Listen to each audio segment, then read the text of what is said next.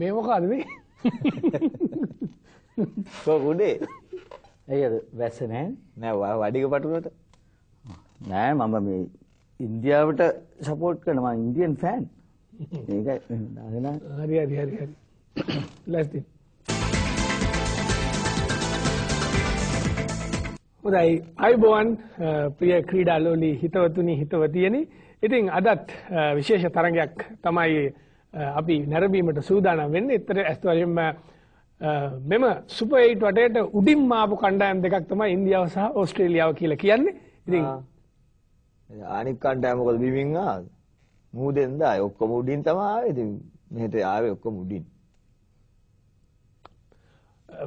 හොඳයි ඇත්තටම මේ මම කියන්න සූදානම් වුණේ මේ අද තරගය පිළිබඳව මම විශේෂයෙන් කියන්න ඕනේ. දැන් ඉන්දියා කණ්ඩායම සහ ඔස්ට්‍රේලියානු කණ්ඩායම මේ තරගයේදී ඉතාමත්ම ප්‍රබල කණ්ඩායම් දෙකක්. මෙයත් අපේ ප්‍රේක්ෂකයෝ ගොඩක් උනන්දුවෙන් නරඹනවා. මොකද දැන් ශ්‍රී ලංකා කණ්ඩායම සහභාගී වුණත් නොවුණත් අපේ ප්‍රේක්ෂකයෝ පෙළඹිලා ඉන්නවා ඕනම තරගයක් නරඹන්න.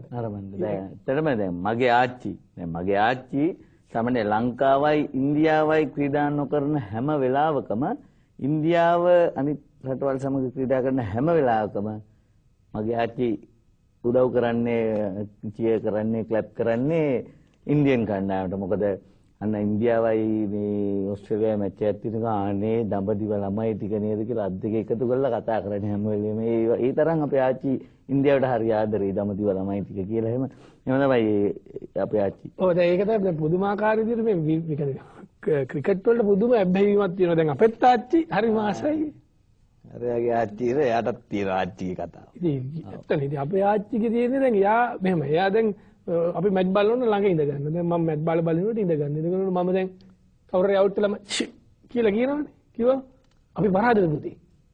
පරාදයි කියලා අහනවා. ඉතින් මං නැති එක්කෙනෙක් අවුට් වුණා කියලා ආයෙත් ටිකක් කියලා එනකොට දැන් අපි 6ක් වගේ ගහනකොට මං හරි කියලා අපි දිනුම්ද පුතේ. අපි දිනුම්ද? නැති 6ක් ගැහුවා. ඊට දැන් ඉතින් හවසත් ඉතින් අපි කෑග ගහ ඉන්නවනේ.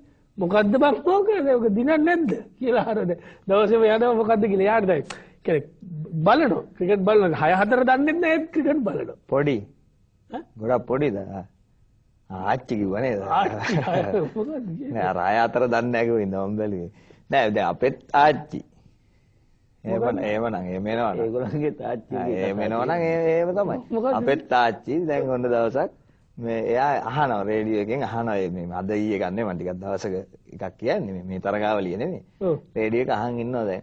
ඒකට මැදදී ඇවිල්ලා රේඩියෝ එක දාලා දැන් අහගෙන ඉන්නවා. මැච් එක අහනවා. ඔව් මැච් එක අහගෙන ඉන්නවා. අහන් ඉඳලා මේ අයිය කිව්වා.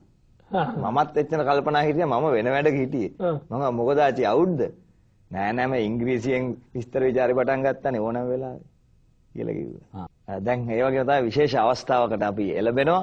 ඔබ දන්නවා අපේ ෆෑන් ටොක්ස් වැඩසටහනේදී විශේෂ අංගයක් මේ ඊයේ පෙරේද ඉඳලා අතනම ගෙනා ඊයේ ඉඳලා අපි ඉදිරියට ගෙනාවා. ඒ තමයි මේ ෆෑන්ස්ලා තුන්දෙනා ඇරෙන්න අපි තුන්දෙනා ඇරෙන්න තවත් ෆෑන්ස්ලා මේ ක්‍රිකට් ක්‍රීඩාව ගැන අද තරඟ ගැන කතා කරනවා.